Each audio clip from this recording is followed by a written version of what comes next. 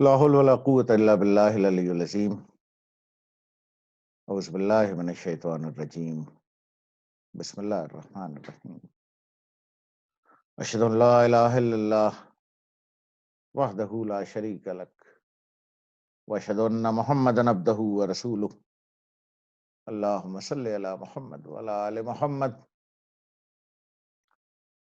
وعلی آل بیتہ وصحبہ وولدہ کلہم رضی اللہ عنہم ورضوا عنہ۔ ناظرین و سامعین کرام، کلام چینل پر ارشاد کلیمی حاضر ہے۔ گفتگو امام اعظم امام ابو حنیفہ رحمۃ اللہ علیہ پر کی جا رہی ہے، اور آج یہ تیسری نشست ہے۔ پچھلی نشست ہم نے یہاں ختم کی کہ نعمان بن ثابت نامی بچے یا نوجوان کا ٹرننگ پوائنٹ زندگی کا، جب وہ تجارت سے منہ موڑ کر کے امام شابی کی نصیحت پر حضرت حماد کی محفل میں بیٹھنے لگے۔ لیکن ابھی ہم سیرت کی روایت کے تحت، سیرت صحابہ، سیرت تابعین، سیرت تبع تابعین کی روایت کے تحت اگر یہ دیکھیں، شجرے کا ذکر تو ہو چکا پہلے، اور جو ایک پکی روایت ہے، شجرے کا ذکر ہو گیا، خاندان کا ذکر ہو گیا۔ لیکن پچھلی نشست میں جہاں یہ کہا گیا کہ امام کے زمانے میں لوگوں نے امام کو معاف نہیں کیا، اور ان کے بعد بھی عجیب عجیب الزامات، طعن و تشنیع، یعنی یہاں تک ہوا کہ انہیں کہہ دیا گیا کہ وہ تو مولا ہیں، یعنی آزاد کردہ غلام خاندان سے ہیں، یا خود غلام خاندان سے ہیں، یا بنو تیم، تے یہ میم، یا بنو تیم کے غلام ہیں۔ ویسے قریش کے جو 10 خاندان، بنی ہاشم، بنو معاویہ، ان میں سے ایک خاندان بنو تیم بھی تھا، ایک بنو عدی بھی تھا، ایک بنو امیہ بھی تھا۔ سو بنو تیم وہ ہے جس سے صدیق اکبر رضی اللہ عنہم ہے۔ سو یہ مشہور کر دیا گیا کہ یہ تو بنو تیم کے غلام تھے۔ سو اس کا جواب بہت اچھا دیا امام کے پوتے، جو خود عالم، محدث، فقیہ، حضرت اسماعیل نے علی الاعلان کہا، ہم لوگ نسل فارس سے ہیں۔ امام خود بھی اپنے کو اجمی ہی کہتے تھے کہ میں تو اجمی ہوں۔ اس واقعے کا بھی ذکر ہم کریں گے جب انہوں نے ابو جعفر منصور سے کہا، خلیفہ وقت سے۔ سو امام اسماعیل علیہ الاعلان کہتے تھے کہ ہم لوگ نسل فارس سے ہیں، لیکن کبھی کسی کی غلامی میں نہیں آئے۔ ہمارے دادا، یعنی اگر ہم روایت اور درایت اور خاندان اور نسب اور علم الرجال، فن حدیث کی گفتگو کریں تو میں کوشش کر رہا ہوں کہ اس طرح سے بنیادی بات کر دوں۔ ہم لوگ نسل فارس سے ہیں اور کبھی کسی کی غلامی میں نہیں آئے۔ ہمارے دادا ابو حنیفہ سن 80 ہجری میں پیدا ہوئے۔ ان کے والد ثابت کو حضرت علی کی خدمت میں پیش کیا گیا، اور انہوں نے انہیں دعا سے سرفراز فرمایا۔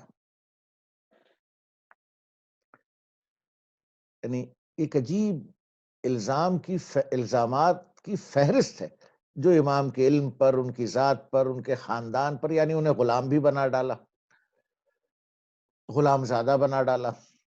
اس لیے اگر کبھی کسی ناظرین و سامعین آپ نے پڑھنے کی کوشش کی تو یہ چیزیں آپ کے سامنے آئیں گی، اس وجہ سے میں نے سوچا کہ اس کا بھی ذکر کر دیا جائے۔ اگر ہم حلیے کی بات کریں، سیرت کی جو دوسرا موضوع ہوتا ہے، نام، عرفیت، خاندان، شجر نسب، یہ سب ہو گیا۔ اس کے بعد حلیہ بتایا جاتا ہے۔ کسی قدر دراز قد، گندم گو نہیں تھے، گندم گونی غالب تھی، جس میں مبارک ذرا سا وزنی، لہجہ بہت شیریں تھا، گفتگو بہت شیریں تھی، قدرت کلام بہت زیادہ تھی، اچھا نہیں، بہت اچھا لباس پہنتے، تاجروں کے گھرانے سے تھے، خود بھی شروع میں تجارت کرتے تھے، بعد میں بھی کرتے رہے، اس کا ذکر آگے ہوگا۔ اچھا لباس پہنتے اور خوشبوجات کا اس طرح سے استعمال کرتے کہ اگر میں روایت کے الفاظ استعمال کروں کہ ابو حنیفہ کی نقل و حرکت کا اندازہ خوشبو سے ہوتا، یعنی ان کے آنے جانے سے جہاں سے گزرے ہیں خوشبو ہو تو پتہ چل جاتا کہ نعمان بن ثابت گزرے ہیں، اور وہ اس حدیث مبارکہ پر عامل بھی تھے، یعنی عمل بھی کرتے تھے اور عمل کی تلقین بھی کرتے تھے کہ اللہ تعالیٰ اپنے بندے پر او کما قال، یہ حدیث مبارکہ جس کا مفہوم ہے کہ اللہ تعالیٰ اپنے بندے پر اپنے نعمت و کرم کے آثار دیکھنا پسند فرماتا ہے، خود بھی اس پر عمل کرتے اور لوگوں کو بھی اسی کی تلقین کرتے۔ اب ہم دوبارہ وہیں سے سلسلہ جوڑتے ہیں وجاہت علمی، جہاں سے ہم نے شروع کیا تھا، کیونکہ سیرت کا اگلا موضوع ہوتا ہے کہ کنٹریبیوشن کہیں، کارنامے کہیں، تو ہم اس طرف جا رہے ہیں، لیکن پہلے امام کی وجاہت علمی، اپنے وقت کے بہت مشہور عالم، ان کا بیان سنیے۔ اب دو خواب میں سناؤں گا، اور یہ بہت مشہور خواب ہے جو امام کا درجہ متعین کرتے ہیں۔ حضرت شیخ ابو علی سینا کا بیان ہے کہ ایک بار وہ حضرت بلال کی قبر مبارکہ کے ساتھ سو رہے تھے، یہ ہمیں معلوم ہے، اور میں حاضر بھی ہوا ہوں سیدنا بلال کی قبر مبارکہ پر، دمشق میں جو قبرستان باب صغیر، اس میں مشہور قبر ہے۔ تو شیخ ابو علی بن عثمان کہتے ہیں کہ میں حضرت بلال کی قبر کے ساتھ سو رہا تھا تو خواب میں دیکھا کہ سرکار رسالت مآب صلی اللہ علیہ وسلم حرم کے ایک دروازے سے داخل ہو رہے ہیں، بنو شیبہ کا دروازہ کہلاتا تھا۔ حرم کی 25-30 سال پرانی جو تصویریں ہیں حرم مشرفہ کی، تو اس میں کعبہ سے مقام ابراہیم سے پیچھے آئے تو ایک بلند سا دروازہ بنا ہوا ہے، جو شروع سے آپ صلی اللہ علیہ وسلم کے دور سے پہلے سے بنو شیبہ نے اپنی تکریم کی خاطر کہ ہم اس دروازے سے حرم میں داخل ہوں گے۔ خیر، سو حضرت شیخ ابو علی بن عثمان علیہ الرحمٰن نے دیکھا کہ آپ صلی اللہ علیہ وسلم باب بنی شیبہ سے حرم میں داخل ہو رہے ہیں، اور ایک معمر شخص کو اپنی آغوش میں لیا ہوا ہے۔ گود اور آغوش میں فرق ہے جو ہمیں معلوم ہے کہ آغوش میں کیسے لیا جاتا ہے اور گود میں کیسے لیا جاتا ہے۔ تو سرکار ختم مرتبہ صلی اللہ علیہ وسلم اپنی اب یہ دیکھ رہے ہیں کہ اپنی آغوش میں باب بنی شیبہ سے داخل ہوتے ہوئے ایک معمر شخص کو آغوش میں لیا ہوا ہے۔ تو بقول ان کے آپ صلی اللہ علیہ وسلم نے مجھے حیرت زدہ دیکھ کر فرمایا کہ مسلمانوں کا امام اور تمہارے شہر کا باشندہ ابو حنیفہ ہے۔ یعنی میں پھر دوہرا دوں، جب شیخ ابو علی عثمان حیران ہوئے کہ ختم مرتبہ رسالت پناہ صلی اللہ علیہ وسلم کس معمر شخص کو آغوش میں لیے ہوئے آ رہے ہیں، حیران ہوئے، تو رسول اللہ نے کیا فرمایا؟ مسلمانوں کا امام اور تمہارے شہر کا باشندہ ابو حنیفہ، یعنی رسول اللہ صلی اللہ علیہ وسلم کی زبان صادق بیان، لسان صدق کا جملہ، مسلمانوں کا امام۔ حضرت یحییٰ بن معاذ رازی رحمۃ اللہ علیہ نے رسول اللہ صلی اللہ علیہ وسلم سے، کیا شان تھی ان لوگوں کی، بہرحال تو حضرت یحییٰ معاذ رازی رحمۃ اللہ علیہ نے خواب میں رسالت مآب صلی اللہ علیہ وسلم سے عرض کی کہ میں آپ کو کس جگہ تلاش کروں؟ تو رسالت پناہ صلی اللہ علیہ وسلم نے کیا فرمایا؟ ابو حنیفہ کے علم کے آس پاس۔ یہ سند بھی لسان حق بیان سے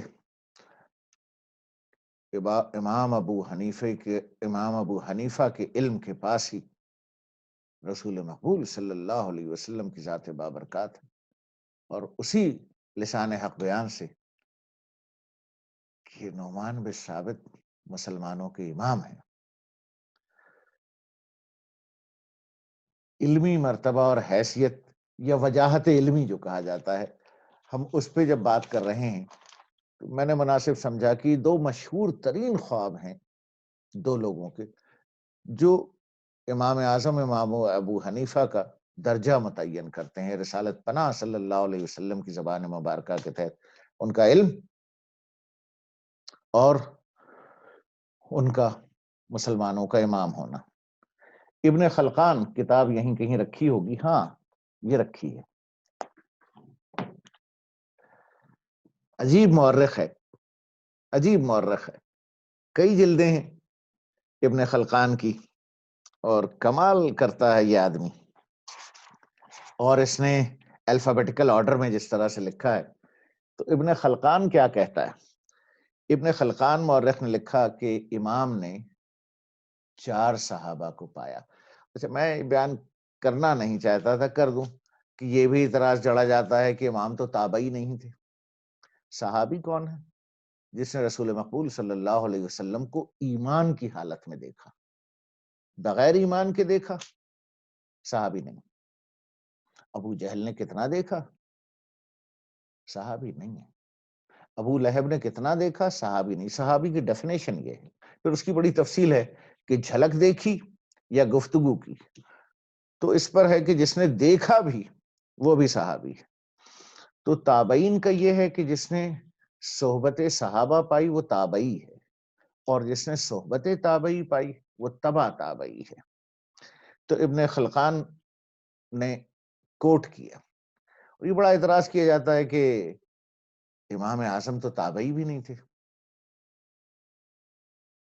اس کا جواب میں دے رہا ہوں، اور ابن خلقان جیسا مصنف اور مورخ لکھتا ہے کہ امام نے ایک نہیں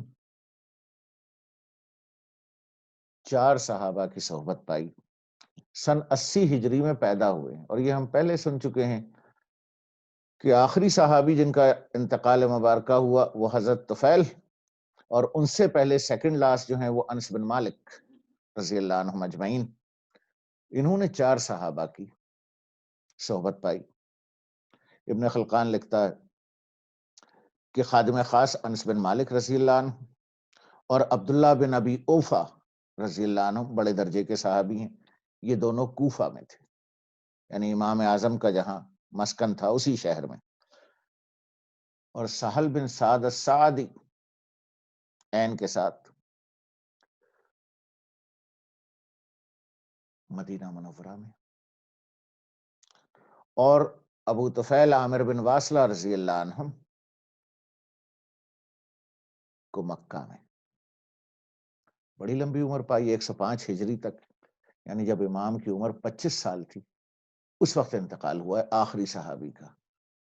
اور کتنی عجیب بات ہے کہ دنیا جب صحابہ سے خالی ہوئی، وہ ایک عجیب وقت ہے، تاریخ کا ایک عجیب موڑ ہے کہ وہ آخری آدمی بھی نہیں رہا کہ جس نے سرکار رسالت مآب صلی اللہ علیہ وسلم بعد از خدا بزرگ توئی کا دیدار کیا اور ان کی محفل پائی۔ اور انس بن مالک نے تو 10 سال خدمت کی ہے گھر کے اندر، اور حضور اکثر دعا دیا کرتے، اور انس بن مالک رضی اللہ عنہ کا بڑا لمبا تذکرہ ہے، اس لیے آپ تابعی ہیں۔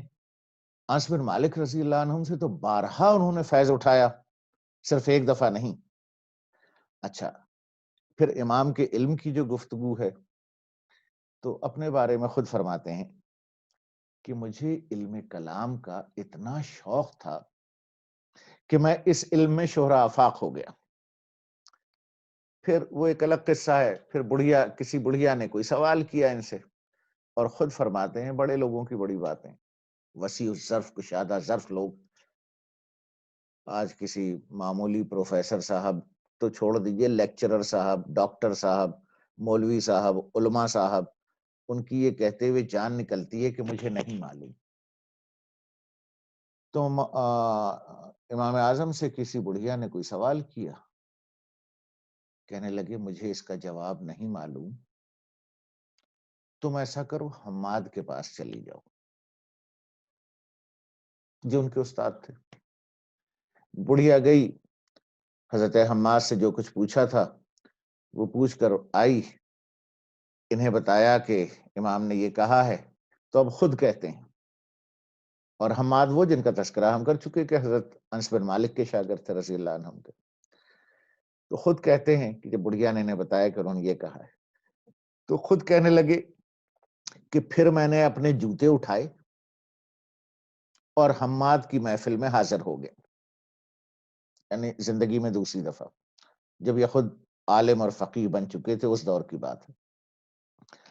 اچھا، حماد کو بھی اتنا انس اور اتنا لگاؤ اور ان کی علمی وجاہت کا اتنا پاس کہ فرمایا کرتے کہ میرے سامنے محفل صدر میں، یعنی بڑی جگہ مرکز میں، ابو حنیفہ کے علاوہ کوئی نہ بیٹھے۔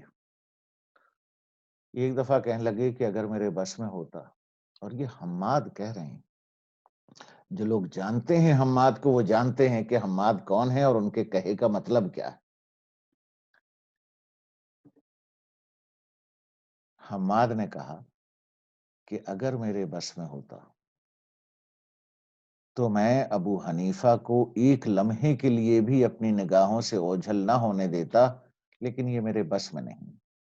ایک دفعہ سفر سے واپس آئے تو بیٹے نے پوچھا، جیسے بچے پوچھتے ہیں کہ ہماری یاد تو نہیں آئی، تو بیٹے نے پوچھا ہماری یاد آئی، اور وہ حیران رہ گئے جب حماد نے کہا نہیں۔ کس کی یاد آئی؟ ابو حنیفہ کی۔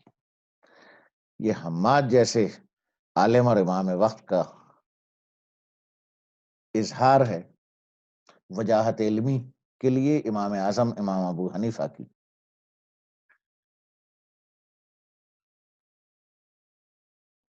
عباسی خلیفہ ابو جعفر منصور، عباسی خلافت کے قائم کرنے والے صفاح کا بڑا بھائی، لیکن پہلی خلافت صفاح کے پاس تھی۔ عجیب آدمی ہے ابو جعفر منصور، اس کا ذکر پھر آئے گا، لیکن ابھی ایک دن امام سے پوچھنے لگا آپ نے کن صحابہ کا علم حاصل کیا ہے؟ یہ مختلف اسکول آف تھاٹس تھے نا، کن صحابہ سے نہیں، کن صحابہ کا علم حاصل کیا ہے؟ تو خود فرمایا عمر بن الخطاب رضی اللہ عنہ، عبداللہ ابن مسعود رضی اللہ عنہ، علی بن ابی طالب رضی اللہ عنہ، اور عبداللہ ابن عباس رضی اللہ عنہ کا علم سے نہیں کا۔ اور ان چاروں اشخاص کی جو حیثیت ہے، حضرت عبداللہ ابن عباس تو دونوں مکاتیب فکر اہل سنت والجماعت اور شیعان علی رضی اللہ عنہم، دونوں ان پر اور حضور صلی اللہ علیہ وسلم کے خانہ انور کے اندر تربیت پائی، گھر کے اندر۔ عبداللہ ابن عباس نے، جو چچا زاد بھائی تھے لیکن عمر میں بہت چھوٹے تھے، عبداللہ ابن مسعود رضی اللہ عنہم کا کئی دفعہ ذکر ہو چکا، علی ابن ابو طالب رضی اللہ عنہم کے علم کی شان بیان کرنے کے لیے میرے پاس تو زبان نہیں، بس اتنا کافی ہے کہنا کہ امام نے ان کا بھی علم حاصل کیا۔ اور ایک اور صاحب جن کی ایڈمنسٹریشن اور گورننس کے نیچے یہ بات دب کے رہ گئی کہ علماء اسلام، جو صحابہ میں علماء اسلام کہلاتے ہیں، ان میں بہت بڑا نام عمر بن الخطاب رضی اللہ عنہ، محدث امت۔ تو ان چار کا علم، اور چاروں کا اسکول آف تھاٹ الگ ہے، تو ابو جعفر منصور کے پوچھنے پر کہا کہ ان چاروں کا علم میں نے حاصل کیا ہے۔ اچھا، ہم بات کر لیں کہ امام کے اصول اور عقائد کیا ہیں، لیکن چونکہ بات لمبی ہو جائے گی اس لیے ہم اگلی نشست میں یہ بات کریں گے۔ مع السلامہ۔